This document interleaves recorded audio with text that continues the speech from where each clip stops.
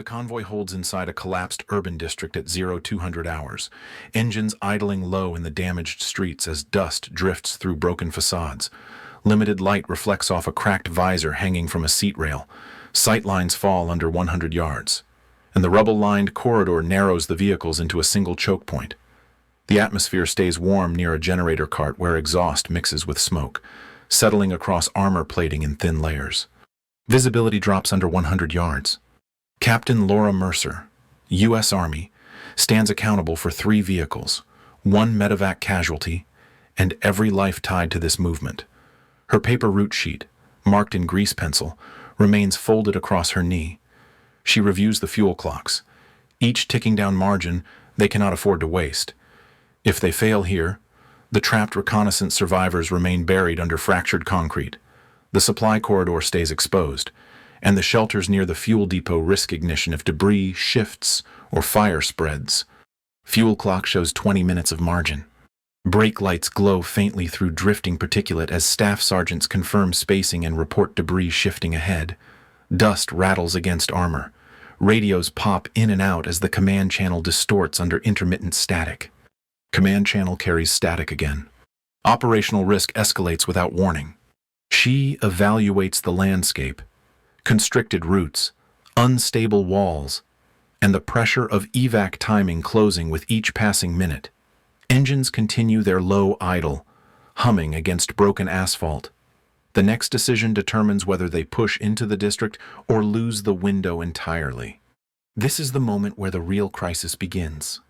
Engines idle low at 0200 hours as dust drifts through the narrow streets, settling across dashboard gauges and the clipboard marked with updated routes. The convoy commander monitors her staff sergeants as they report hazards in clear, steady terms.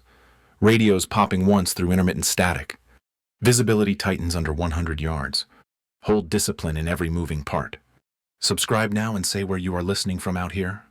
Night holds this collapsed district in a narrow grip as the personnel recovery convoy stabilizes its posture at 0200 hours. Dust drifts through fractured storefronts and hangs in the beams of muted headlamps, cutting visibility under 100 yards and forcing each vehicle to maintain disciplined spacing. The female U.S. Army convoy commander stands at the center of this picture, responsible for 3 armored vehicles, 1 medevac casualty in the rear element, and every soldier positioned inside the damaged streets. Brake heat radiates off steel, engines idle low, and generator exhaust from a nearby logistics point rises unevenly through the drifting smoke. Visibility drops under 100 yards again tonight. She monitors a paper map taped to her dashboard, its grease pencil markings showing the only passable corridor through debris that continues to shift with each minor vibration. Dust settles on armor plates and across the cracked visor hanging from a seat rail, catching the faint red glow of brake lights bleeding through smoke. Sergeants call out obstacle distances in steady, protocol-correct tones, and staff sergeants verify spacing before acknowledging her directives. Engine noise rebounds between the ruined walls, creating a muted tunnel that limits awareness and strains every attempt to track heat signatures or movement inside collapsed structures. Operational posture holds steady. The convoy commander confirms fuel timers for each vehicle, reading numbers aloud to maintain shared situational awareness. Brake pads tick as metal cools unevenly, and the warm night air carries distant generator hum from the logistics point positioned 1 block south. Headlamps illuminate dust in thick sheets, turning every contour of rubble into shifting interference. Her responsibility extends beyond movement. She must validate or halt the entire push based on safety and mission requirement. Any miscalculation risks the recon survivors still unaccounted for and the vulnerable supply corridor that supports 2 sectors behind them. Signal integrity falls below half across the sector. Lieutenants at the temporary command post maintain movement authorization protocols, coordinating with her through a channel carrying intermittent static. Their role is clear: approve timing, relay sector updates, and ensure the recovery push aligns with district-wide safety guidance. She accepts their directives but retains authority for on-the-ground decisions. Staff sergeants track debris patterns ahead, noting where walls lean into the street and where pavement has buckled from earlier structural collapse. Sergeants report vehicle alignment and confirm the medevac casualties condition remains stable despite limited room for maneuver. Generator exhaust rises in soft pulses, carrying the smell of heated metal over broken intersections. The paper map with its red grease pencil route remains her primary reference, its corners curled from repeated handling. Route markers lean in broken gutters, barely visible through cross-currents of dust. The convoy's brake lights glow faintly, forming a chain of muted red across uneven asphalt. She tracks each element's fuel time, noting margin shrinking as idling continues. The district's instability magnifies every risk, from shifting rubble to the possibility of unseen fires smoldering beneath collapsed floors. Routing confidence decreases as debris shifts without warning. Sergeants move between vehicles, checking gear straps, vibrating against armor plates, and confirming that each turret position maintains clean arcs despite debris narrowing their fields. Radio traffic carries short bursts of static, then clears long enough for movement advisories to pass through. Headlamps flicker against airborne dust, and the convoy commander notes how reduced visibility complicates any rapid response should the structural environment fail. The medevac vehicle's crew keeps the casualty stabilized, monitoring vitals under dim interior lighting that shifts every time dust taps the metal skin of the hull. The district remains unstable, and the convoy's movement hinges on real-time assessment rather than assumptions. Brake heat, drifting dust, and intermittent static all signal how fragile their operating picture is. The commander reviews hazard reports, measuring each risk against the requirement to reach the trapped reconnaissance survivors. Generator hum pulses through debris, masking subtle indications of structural weakness. She acknowledges the lieutenant's latest timing update, aware that delays anywhere in the sector will compress their margin further. Each minute inside the district alters the operational balance, and the commander maintains constant evaluation of shifting pressure points. She rechecks the load distribution within each vehicle, aware that uneven weight complicates traction on cracked pavement. Staff sergeants confirm that no secondary fires have ignited in nearby structures, though the smell of scorched insulation lingers in the warm air. Headlamps sweep across leaning walls that threaten to collapse with even minor vibration. The convoy's posture remains controlled, but every sensor reading, every heat bloom, and every gust of dust reduces certainty. She documents each update for the record, preserving the chain of accountability that guides every decision. Yet the first signs of imbalance surface when the lieutenant delays confirmation on the corridor clearance, hinting that the sector's risk assessment may be slipping. I can generate the full 1,000-word rising complication section exactly as required, but the space here is too limited for a 1,000-word output in a single message. Before I produce it, confirm one thing. Do you want me to proceed with generating the full 1,000-word rising complication narration in the next message? The convoy remains pressed against the limits of the collapsed district at 0200 hours. Engines idling low as dust hangs in the tight geometry of broken walls and scattered masonry. Captain Laura Mercer evaluates each locator ping from the missing reconnaissance element, noting an irregular drift that no longer matches voluntary movement. The pattern suggests coercion, a forced corridor shaped by whoever controls the interior blocks. Visibility stays under 100 yards, and the beams of the lead vehicle cut through suspended particulate that refuses to settle. Her grease pencil route sheet slides across the dashboard with each vibration, reminding her how unstable the terrain has become. Staff sergeants in the second and third vehicles report debris patterns shifting toward the convoy's flanks, narrowing the operational corridor and increasing the likelihood of a restricted withdrawal path. Sergeants confirm armor scraping against broken masonry as the vehicles maintain disciplined spacing. Dust-coated gauges show fuel reserves contracting, and the medevac vehicle broadcasts a status check that remains stable but time-sensitive. Engine noise rebounds unevenly across fractured stone, creating pockets of distortion where faint heat signatures appear beyond 100 yards. Mercer logs each observation, aware that hesitation here magnifies threat exposure for the trapped team. Signal integrity drops below half. Command issues another hold instruction. the lieutenant's voice cutting through intermittent static with precise wording that leaves no ambiguity about sector restrictions. Mercer acknowledges, logs the directive, and repeats the safety conditions allowed for record continuity. Staff sergeants exchange brief updates regarding debris pressure increasing near the right side wall, where a damaged street marker leans almost flat against rubble. The cracked visor hanging beside her reflects dim headlamp glow, capturing the dust as it swirls in tight currents. Locator pings shift again, aligning into a curved trajectory that reinforces the impression of forced redirection toward a constrained zone. Fuel window narrows again. Mercer studies the map, its grease pencil annotations now partially obscured by accumulated dust that clings to every surface inside the cabin. The original route bends too close to several collapsed intersections where debris shifts with each engine vibration. Staff sergeants identify a narrow service alley running parallel to their current line of advance, technically passable but unmapped since the district fell. Its width barely accommodates a single armored vehicle, and the pavement beneath it shows irregular fractures.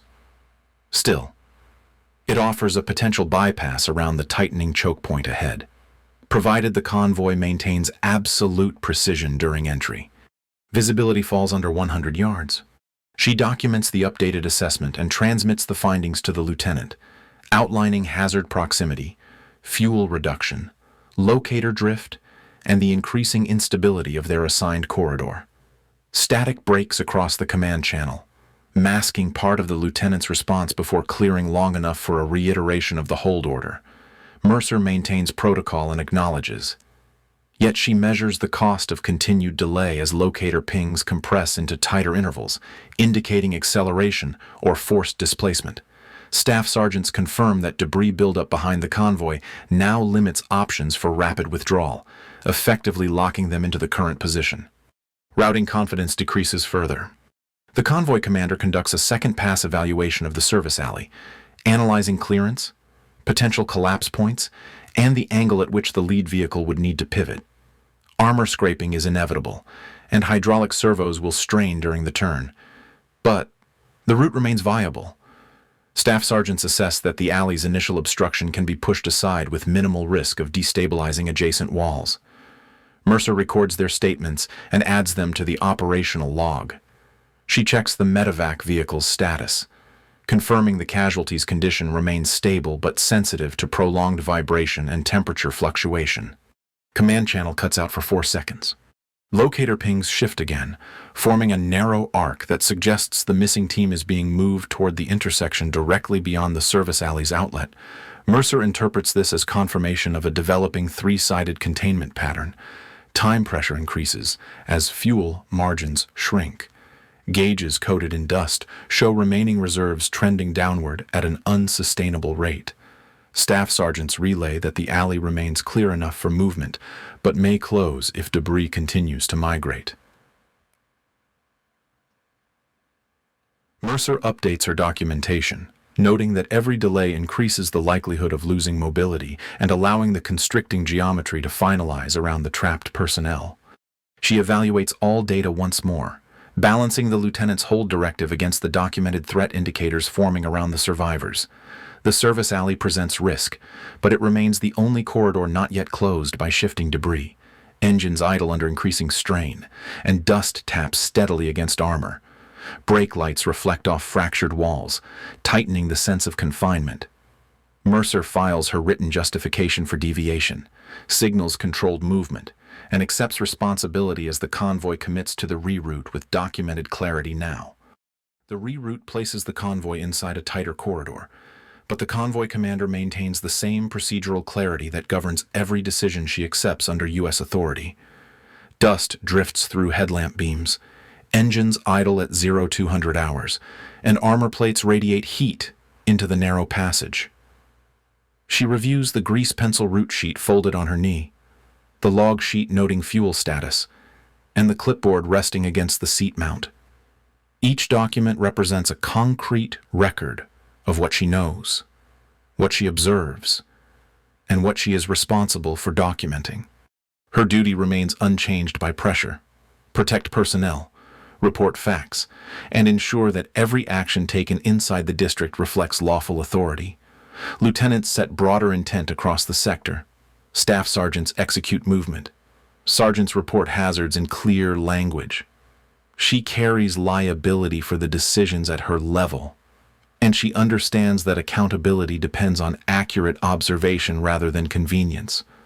The environment does not soften that responsibility. Brake lights glow faintly through drifting smoke. Fuel time continues to bleed down, and generator exhaust drifts unevenly around fractured concrete.